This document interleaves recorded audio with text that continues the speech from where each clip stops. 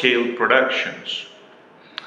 Capitalism really took off when individuals and companies began owning and controlling factories, land, and resources for profit. Now, capitalism relies on supply and demand. If lots of people want something, its price goes up. If there is too much of it, the price goes down. So, capitalism encourages competition. Companies try to make better products and offer better prices to attract its customers. Capitalism, it's spread around the world through trade and globalization. I mean, countries begin trading goods and ideas with each other. So this capitalism has certainly brought prosperity and economic growth, but it has also led to economic inequalities where some people have a lot of money and others have very little. And certainly there is intervention of governments to address issues like unfair practices and worker rights. Governments introduced regulations to balance capitalism's benefits and drawbacks. I mean, today capitalism is the dominant economic system in most countries, shaping how we work, and consume goods and services. It's a mix of private ownership markets and government oversights. I mean, in simple terms, capitalism started with trade and evolved into an economic system, while individuals and companies own stuff, compete to other companies, and there is certainly being a powerful force in shaping the modern world through capitalism.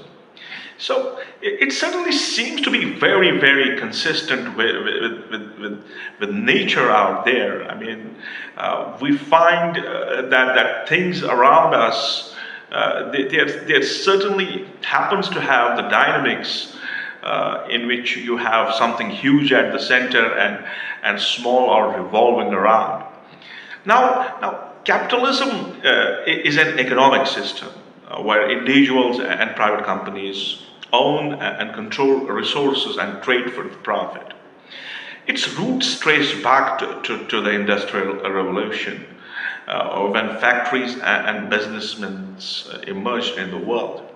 In capitalism, individuals have the freedom to own property and make economic choices. The market plays a central role with supply and demand, determining the prices of things.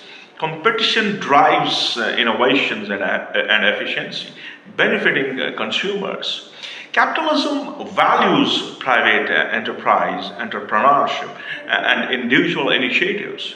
It encourages risk taking and investment, which can lead to economic growth. A key feature is the pursuit of the profit, motivating businesses to meet consumers' demands. Adam Smith, known for the wealth of nations, is often seen as capitalism's intellectual father. Laissez-faire capitalism advocates minimal government intervention in markets. Market failures like monopolies they certainly require some governmental regulations. Capitalism has led to significant technological advancements. Critics argue that it can lead to inequality and exploitation, in income inequality. I mean, capitalism's impact on the environment is a subject of debate. Some believe it insensitizes environmental disregard, while others see it as a driving innovation for sustainability. Capitalism can promote globalization, international trade. It is the dominant economic system in most of the world. Mixed economies combine capitalism with government intervention and social programs. Welfare capitalism include social safety nets to mitigate poverty. The Great Depression in 1930s led to the more government interventions. I mean, the critics argue they argue always in terms of the inequality, in terms of the money that there is involved in this kind of economic system. But it seems to have a very strong driving force to move on societies.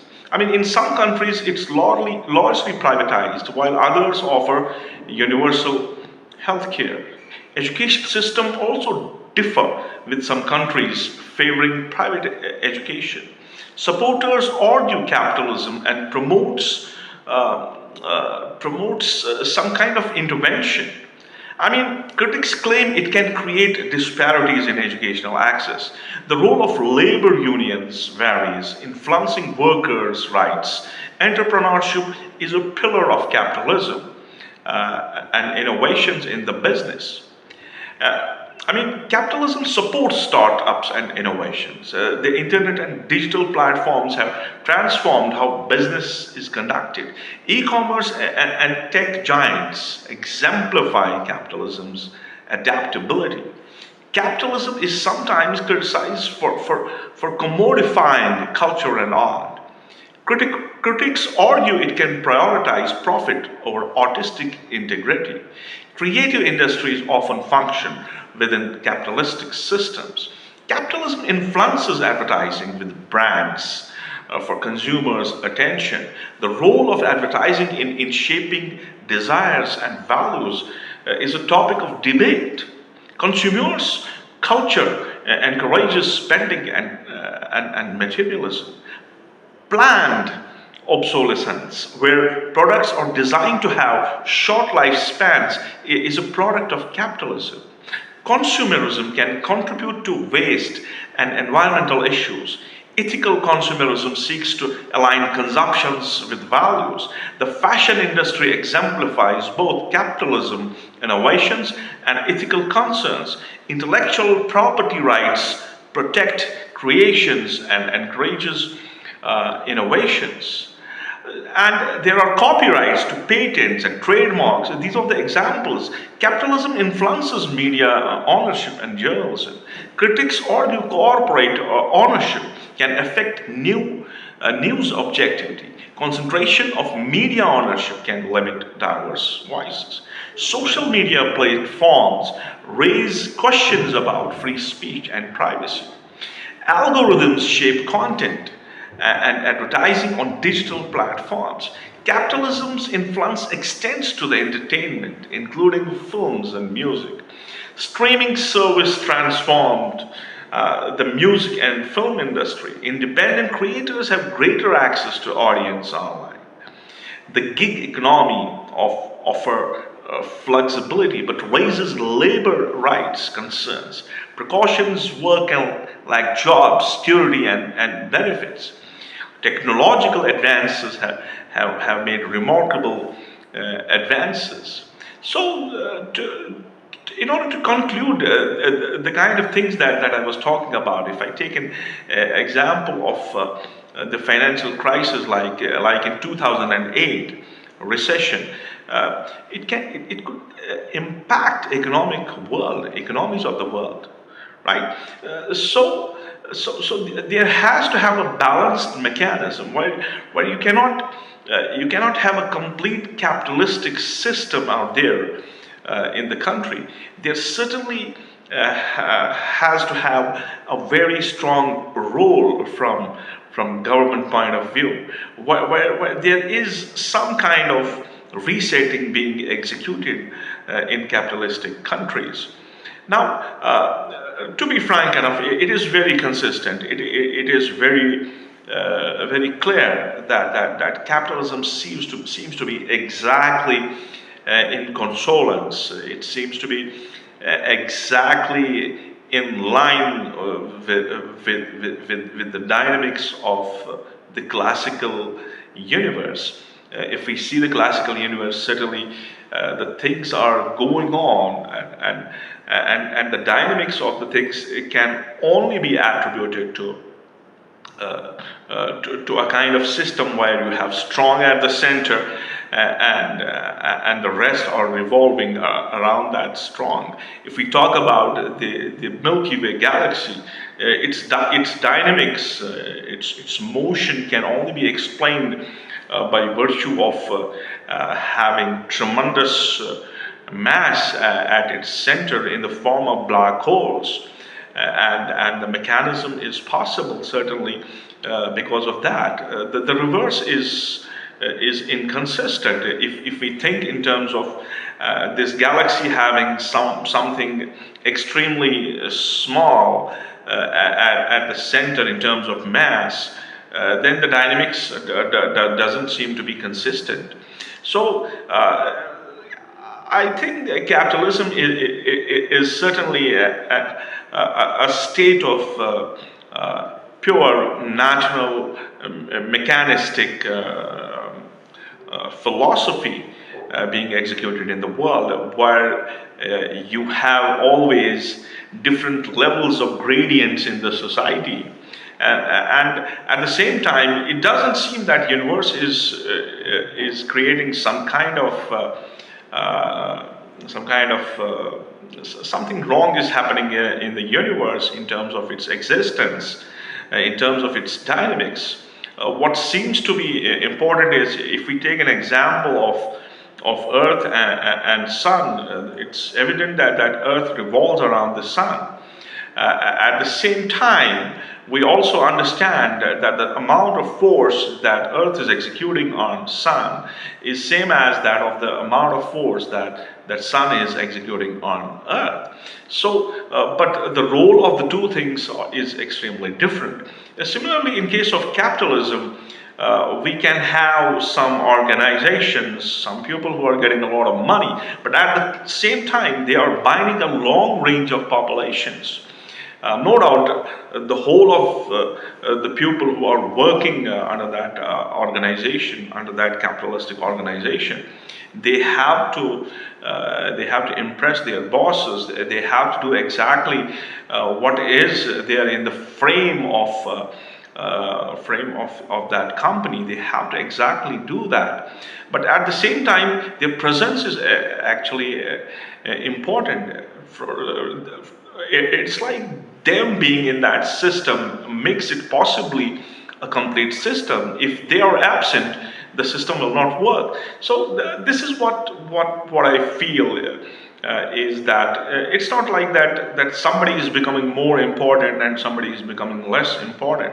Every person has a role in a system, and there is a kind of hierarchy. Now these are visible hierarchies that are there, and no doubt these things can be misused at times, but the system can certainly exponentially grow when you have a capitalistic type of system, because it's certainly, number one, it's very much consistent with the nature out there, and number two, it's certainly going to grow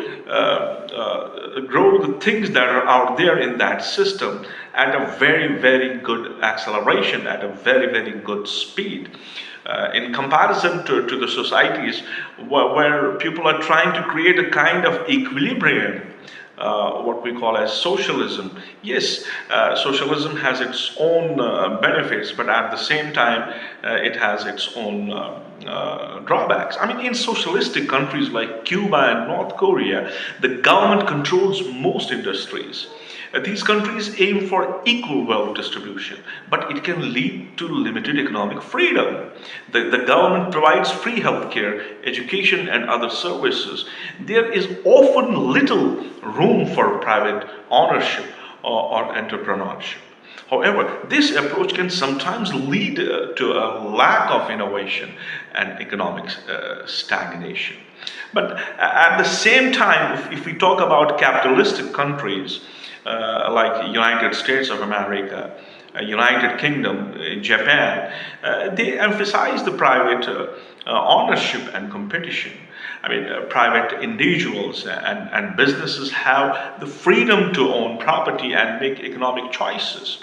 The market determines prices, and there is a strong focus on the profit side of the market. I mean, capitalism often encourages innovations and economic growth. However, it can also lead to income inequalities. That's clear, and limited social safety nets. Right now, if we take the example of India, in India we have, I mean, we can start a private business and compete in the market. The government also provides healthcare and education services to the public. The country's economy has seen significant growth in sectors like information technology, IT. And if we talk about the socialistic countries like Cuba, the government owns and controls most business, from farms to factories, healthcare, education. They are free, but individual economic choices are limited. Cuba has a high literacy rate and good healthcare access, but lacks economic diversity. Right now, at the same time, if we look at capitalistic country like United States of America, I mean, in United States, private companies like Apple and Microsoft thrive on innovations. However, healthcare costs can be high, and not everyone has equal access to quality care. Income inequality is a concern with some individuals amassing great wealth. Talking back in terms of India, Indian government regulates certain industries like telecommunication and banking. It also has state-owned companies in sectors like energy. Private enterprises coexist with these government-controlled sectors. Where things can be done to a level of balance between between the governments and the private organizations that are working for some kind of some kind of economic aspects. Now, if you talk about Japan, Japan is known for its private companies like Toyota and Sony. The country has a strong focus on technological innovations. However, it also faces issues like